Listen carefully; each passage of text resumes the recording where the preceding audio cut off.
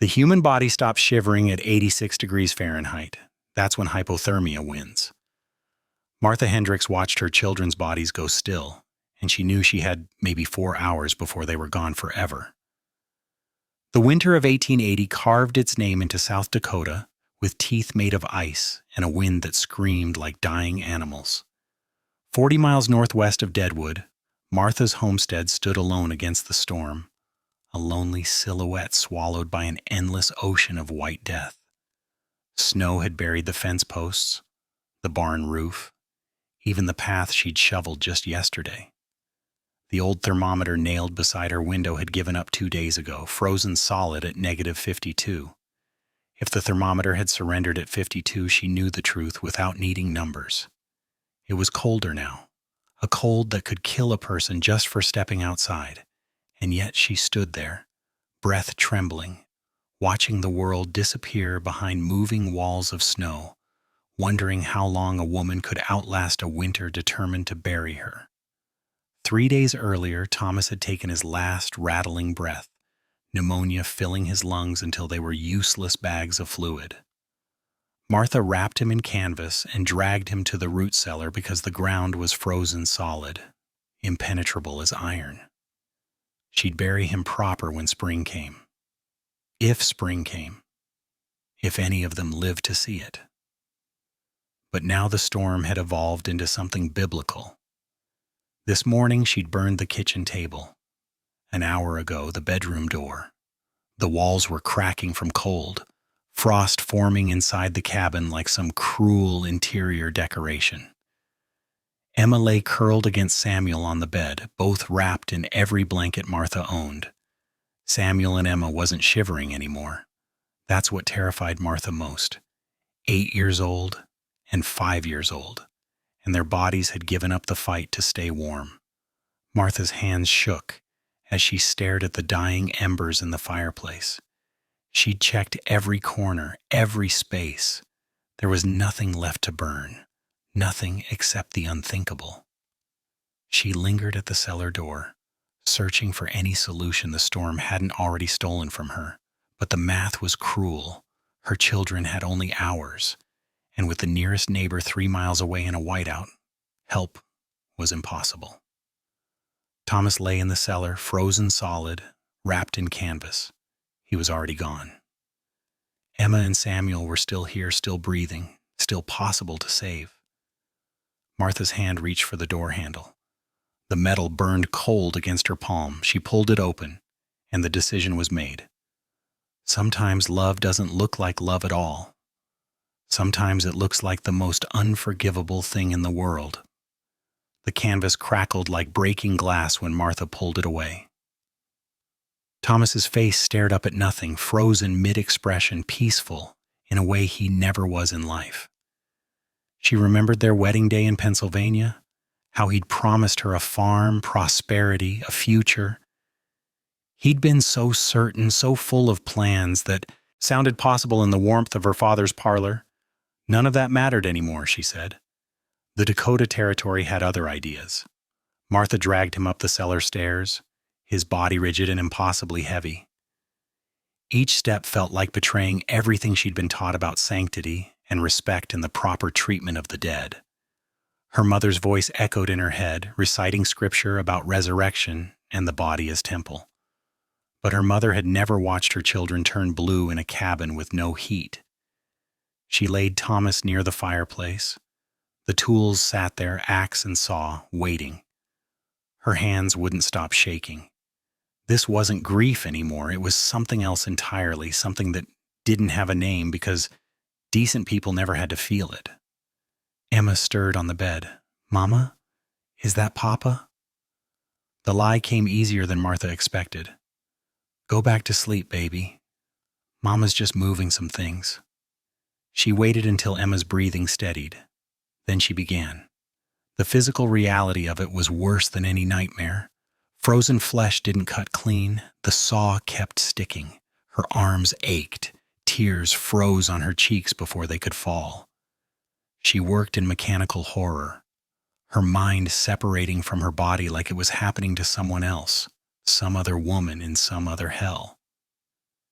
The first piece went into the fireplace. Martha struck the match with hands that didn't feel like hers anymore. The flames caught slowly, reluctantly, then began to build. Heat, actual heat, rolled out into the cabin for the first time in days. Samuel made a small sound, something between a whimper and a sigh. He turned toward the warmth instinctively. Color began creeping back into his face, just barely, just enough. Martha fed the fire through the night. Each addition felt like cutting out a piece of her own soul. She thought about Thomas constantly, everything he'd been. The way he'd laughed at her terrible cooking when they were newlyweds. How he'd held Emma the first time, terrified he'd break her. His rough hands gentle when he touched Martha's face. His dreams of apple orchards and a proper barn and maybe a piano someday for Emma to learn. All of it going up in smoke and heat, and the terrible necessity of keeping two hearts beating. Dawn came gray and merciless. The storm still raged outside. Emma and Samuel slept warm for the first time in a week, their breathing steady and strong. Martha sat by the fire, her eyes hollow, staring at her hands like they belonged to a stranger. Thomas had always said he'd do anything for his family. She wondered if he'd meant this. She wondered if it mattered. 3 days. The storm didn't break, didn't ease, didn't spare even a breath of mercy. By the third night, Martha's world had collapsed into something brutally small. Just the fire she fed with shaking hands, the children she kept close for warmth, and the unforgiving arithmetic of survival ticking louder in her mind than the wind itself. She'd learned to work while Emma and Samuel slept. Learned to make no sound. Learned to separate the woman she'd been from the woman she was becoming. There was no room for both in this cabin. On the second morning, Emma found her staring at the dwindling pile. "Mama, where's all this wood from? We didn't have any left." Martha's throat went dry. The neighbor brought some before the storm got bad. The lie tasted like ash. Which neighbor? The Andersons. Martha turned away, unable to meet her daughter's eyes. The Andersons had moved back east 2 months ago. Emma didn't push further, but something flickered in her face, some terrible suspicion she was too young to fully form. She went back to the bed, quieter than before. That afternoon, scratching at the door, Martha opened it to find the Morrisons' dog, the big shepherd that used to follow their wagon into town. It was frozen solid, probably been dead for days, preserved by the cold. Martha looked at it for a long moment. Then she dragged it inside. The children never asked about that fuel either. Samuel got worse on day 4. Fever bloomed in him sudden and vicious, his small body shaking despite the warmth. He called for his father in a delirium, kept saying Papa needed to fix the barn door. Papa promised they'd go fishing when the ice melted. "Where's Papa? Why won't Papa come?" Martha held him and lied. "Papa's working outside, baby. He'll be back soon." "But it's cold out there." "Papa's strong. He doesn't mind the cold." Samuel's hand gripped hers with surprising force. "Tell him I miss him." "I will," Martha whispered. "I promise." Her hands had changed. Blistered from the work, frostbitten from retrieving things from the cellar, calloused in new places. They moved mechanically now, doing what needed doing without her conscious thought. Sometimes she'd look down and be surprised they were still attached to her body. The storm showed signs of breaking on the 5th day. The wind's scream dropped to a howl, then to something almost like normal weather. Martha allowed herself the smallest breath of hope. Maybe they'd make it. Maybe this nightmare would end and she could begin the impossible work of living with what she'd done. Then she heard it. Voices outside. The crunch of footsteps in snow. Someone calling her name. Martha looked at the fire, at the remains, at her children sleeping peacefully. She looked at her hands. The door burst open. Ulysses Grant Morrison stood there, arms full of supplies, mouth opening to greet her. Then he saw everything. His face went from concern to confusion to absolute horror in the space of a heartbeat. Morrison dropped the supplies. Flour and dried meat spilled across the floor, but he didn't even seem to notice. His eyes flicked from the struggling fire to Martha's trembling hands, then to the children sleeping warm in their bed. Color drained from his face in an instant because he understood. He understood exactly what she had done to keep them alive. "What have you done?" Martha didn't answer. What was there to say? The evidence spoke for itself in ash and bone fragments, and the smell that still lingered despite her attempts to air out the cabin. "Where's Thomas?" Morrison's voice cracked. "Martha, where's your husband?" Emma woke up. She sat up slowly, looked at Morrison, then at her mother. Something passed between them, mother and daughter, an understanding that was too old for Emma's 8 years. "Mama found special wood that burns extra warm," Emma said. Her voice was small but clear. "It kept us from freezing." Morrison's hand went to his mouth. He staggered backward, hit the door frame, nearly fell. "Sweet Jesus, sweet merciful Jesus, my children were dying." Martha's voice came out flat, empty of everything except fact. "I had 4 hours, maybe less. You desecrated his body, your own husband's body. I kept his children alive." Morrison looked at her like she was something that crawled out from under a rock. "You're not human. No human woman could do what you've done." Martha felt something cold settle in her chest, not anger, not shame, just acceptance. "You're right. No human woman could, but a mother could." He left to get the marshal, but not before throwing one more look of pure disgust. Martha used the time to wake the children properly, to hold them, to try to explain something that had no explanation. Town Marshal Jacob Reeves arrived 2 hours later. He was younger than Martha expected, maybe 30, with eyes that had seen too much already. He took in the scene without visible reaction, which somehow made it worse. "Mrs. Hendricks, I need you to come with me." Emma grabbed Martha's skirt. "No, you can't take Mama." "It's okay, baby." Martha knelt down, eye level with her daughter. "You're going to stay with Mrs. Morrison for a bit. She'll take good care of you." "What did you do?" Emma's eyes filled with tears. "Mama, what did you do?" Martha couldn't answer. She kissed Emma's forehead, then Samuel's, and let the marshal lead her outside. The walk to town took 3 hours. Morrison walked ahead, talking constantly about sin and civilization and the laws that separate humans from beasts. Reeves stayed quiet, his hand on Martha's elbow more for support than restraint. Martha looked back once. Her cabin sat small and alone against the endless white. Smoke still rose from the chimney, that special fuel finally burning itself out. She wondered if Thomas would forgive her. She wondered if forgiveness even mattered anymore. She'd made her choice. Her children were breathing. Everything else was just noise. The Spearfish jailhouse smelled of old tobacco and stale desperation, the kind that settled into the walls. Martha's cell had a single narrow window, offering nothing but a slab of gray sky that never changed.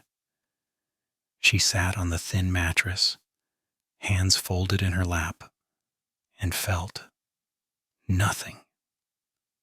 The numbness had finally swallowed her whole, a heavy blanket smothering every sharp edge, every memory, every pain she no longer had the strength to feel.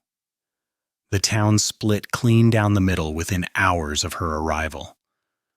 Saloons buzzed with arguments that grew sharper with every drink poured. The church held emergency meetings, men and women whispering in tight circles as if discussing a wildfire. Everyone had an opinion about what Martha Hendricks had done, and almost all of those opinions were loud, heated, and unyielding. "She's a monster," Mrs. Harriet Finch announced in the general store, voice sharp enough to cut through the room. She folded her arms like a judge delivering a sentence. "No God-fearing woman would even consider such a thing," she added, her tone dripping with certainty, the kind that left no room for mercy. But old Samuel Briggs, who'd survived the winter of '73 eating leather boots, shook his head. Any of you ever been that cold, that desperate? Until you have, keep your judgment to yourself.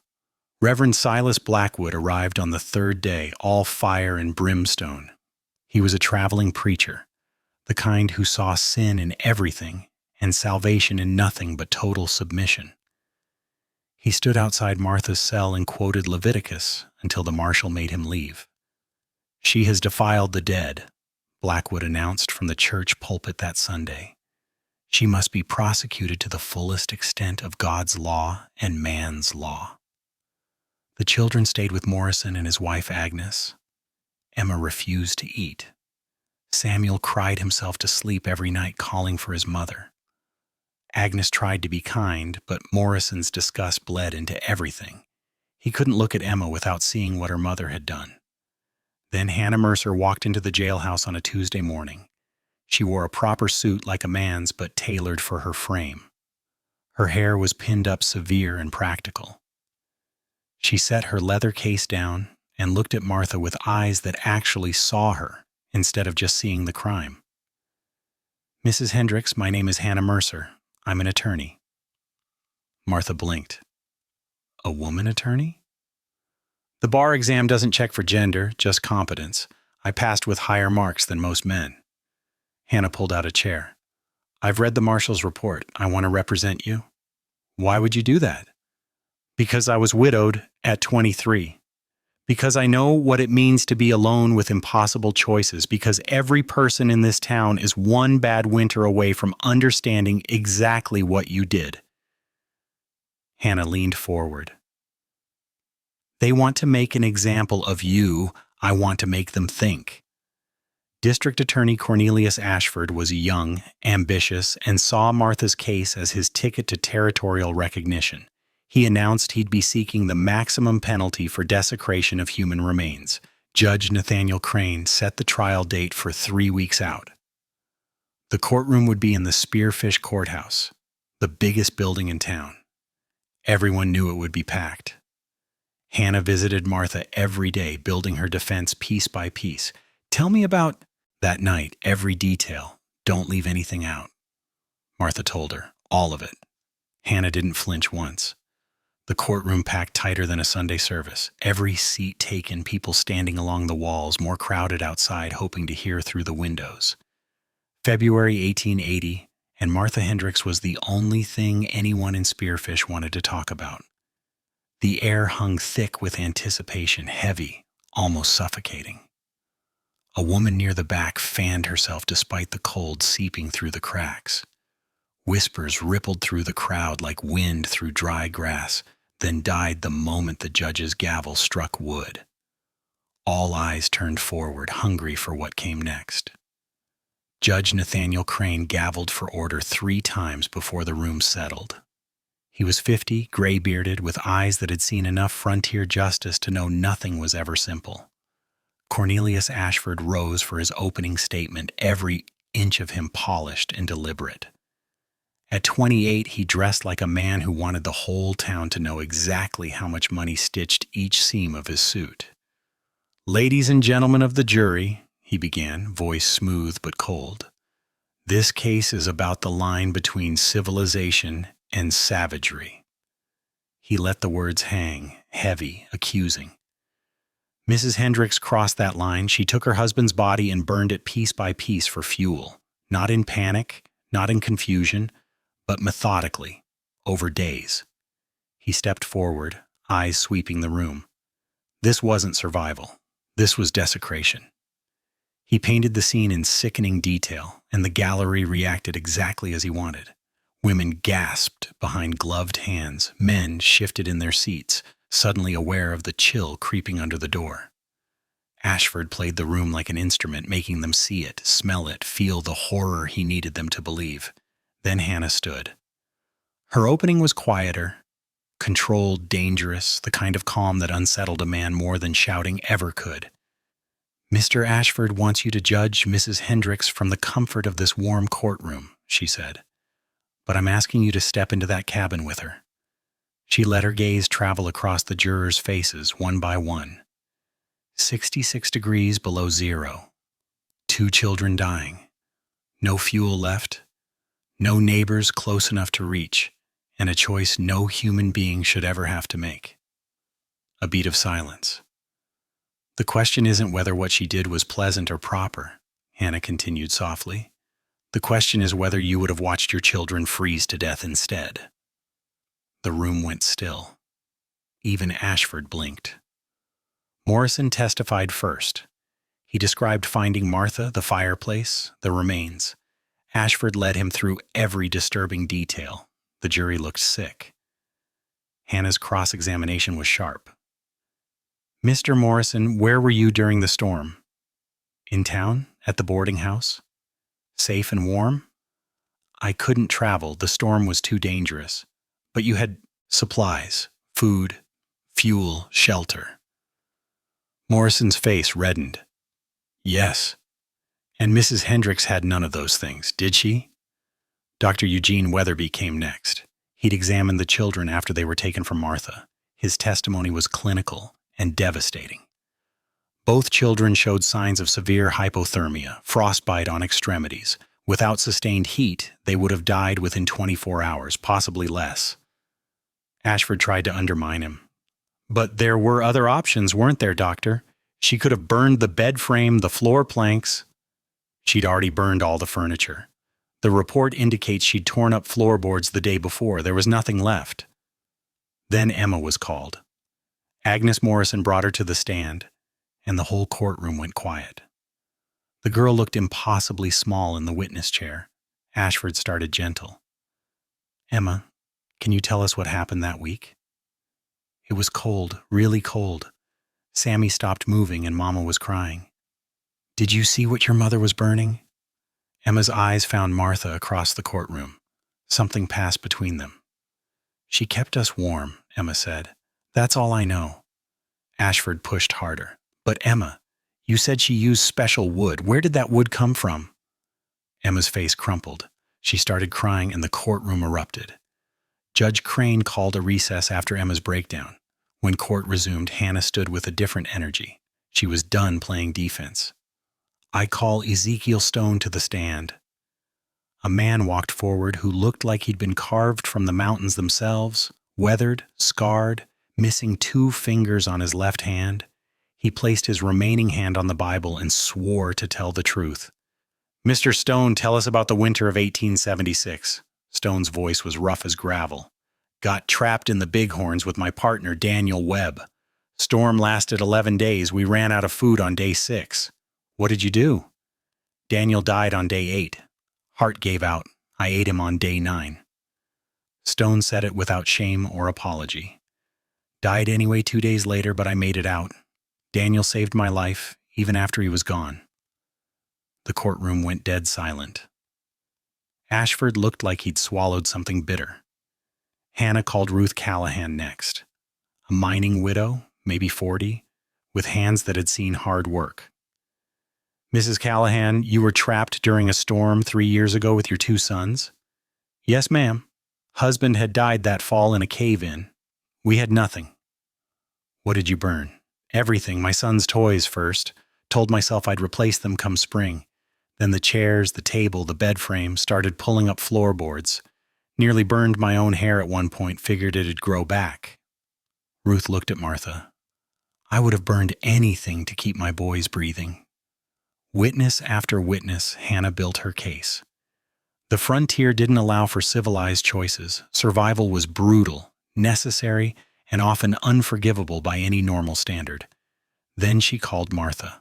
Martha walked to the stand like she was walking to a gallows. She sat down, placed her scarred hands on the rail, and looked at the jury.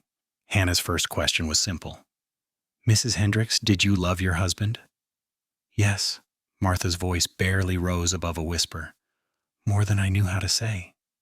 Then tell this jury why you did what you did. Martha closed her eyes. When she opened them, they were dry. She'd cried herself empty weeks ago. I watched my daughter's lips turn purple. I watched my son stop shivering, which means his body was giving up. I had maybe 4 hours before they were gone. Thomas was already gone. He died 3 days before, And there was nothing I could do about that. But Emma and Samuel were still here, still fighting, still possible to save. She looked at each juror in turn. So I'm asking you, which death could you live with? Your children freezing while your husband's body lay in the cellar? Or your husband warming your children one last time?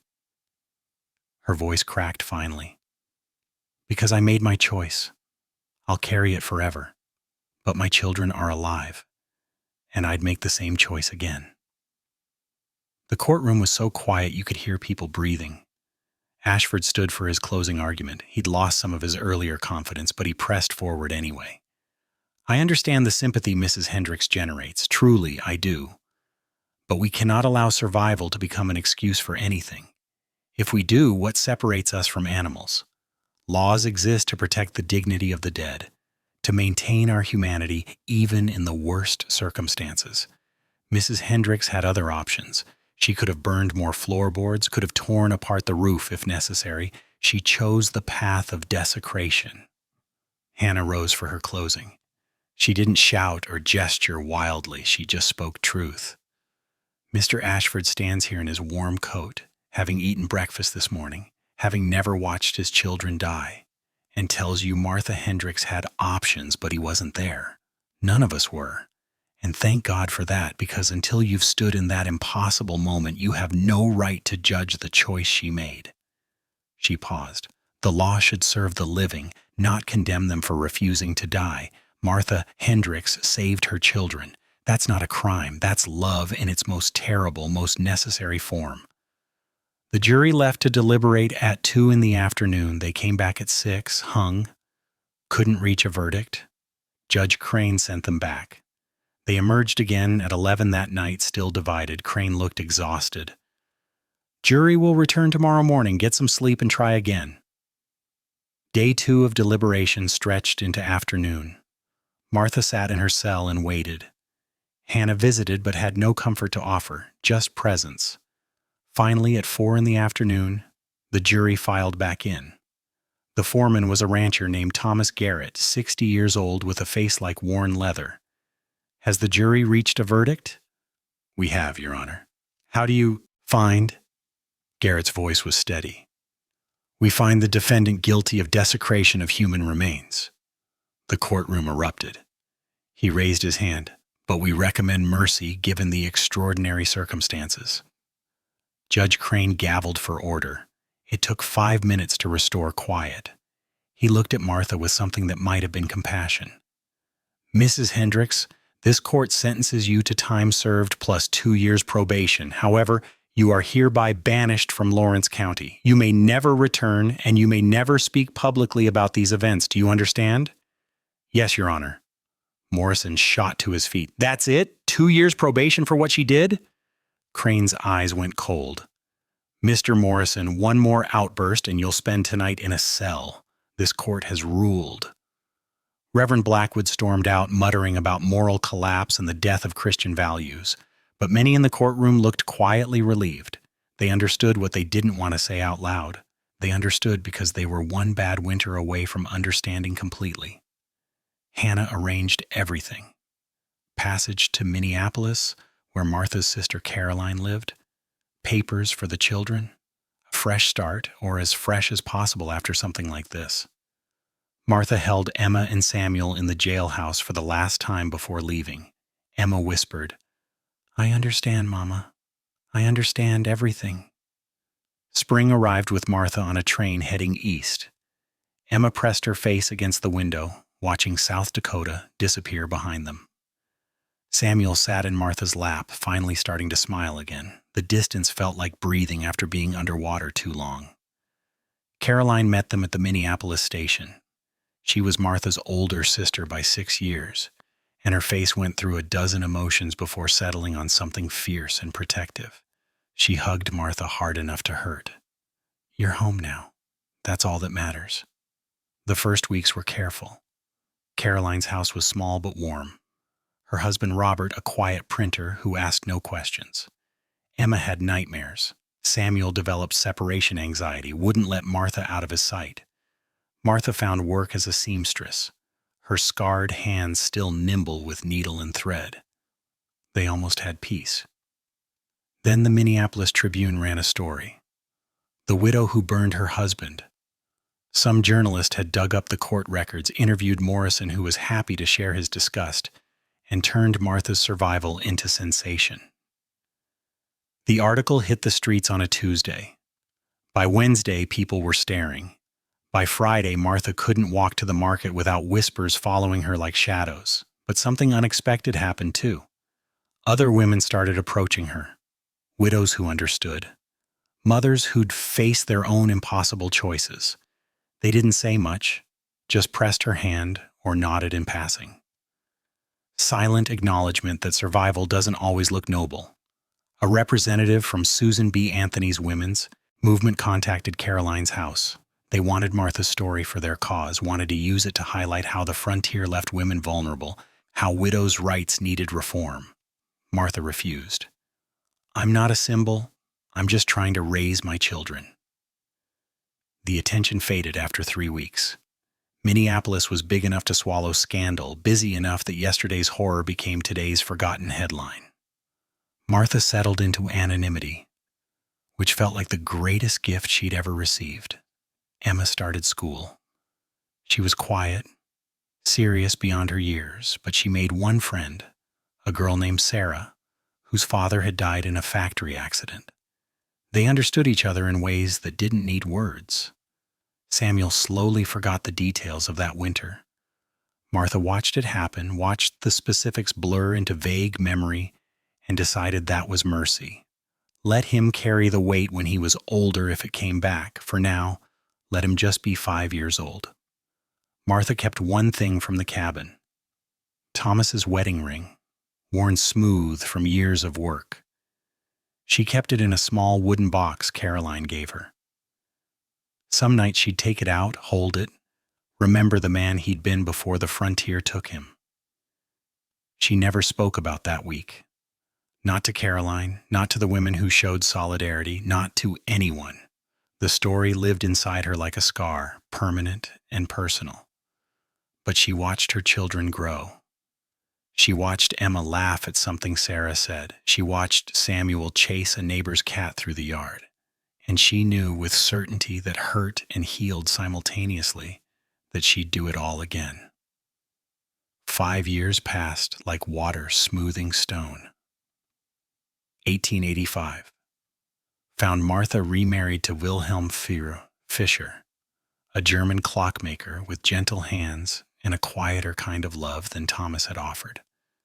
They had 2 more children, a boy and a girl, who would never know about that winter, unless Emma chose to tell them someday.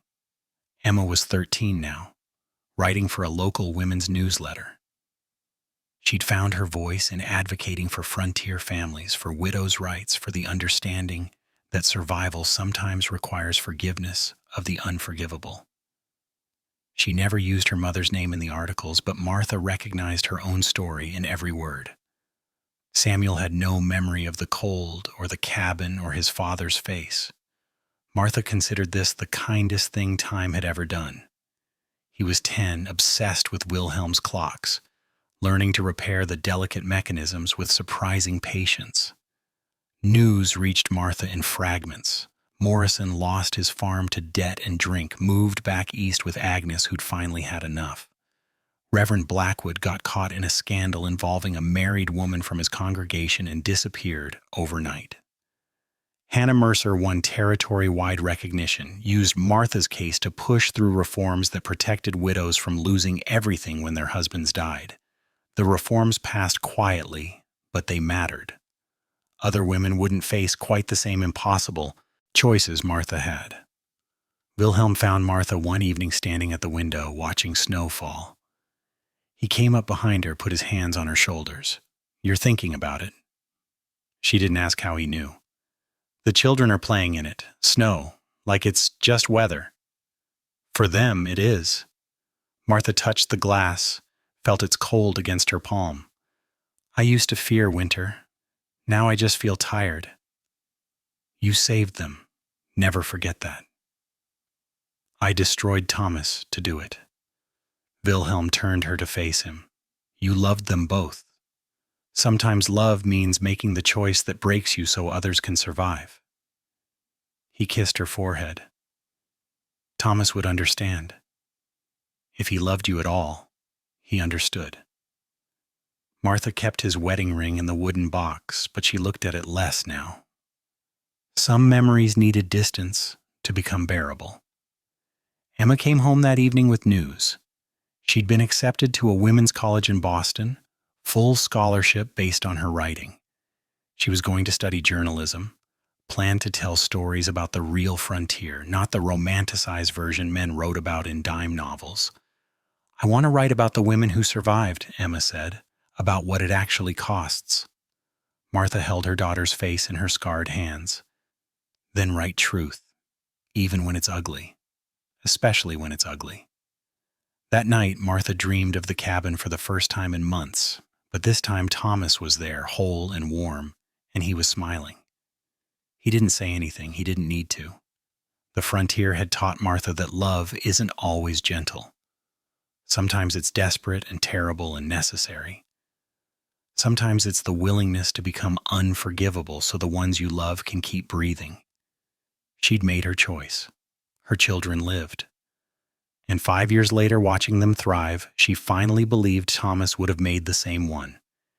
If you made it to the end of this story, click the like button and subscribe to the channel, because tomorrow we have another story that will absolutely blow your mind. Trust me, you won't want to miss it.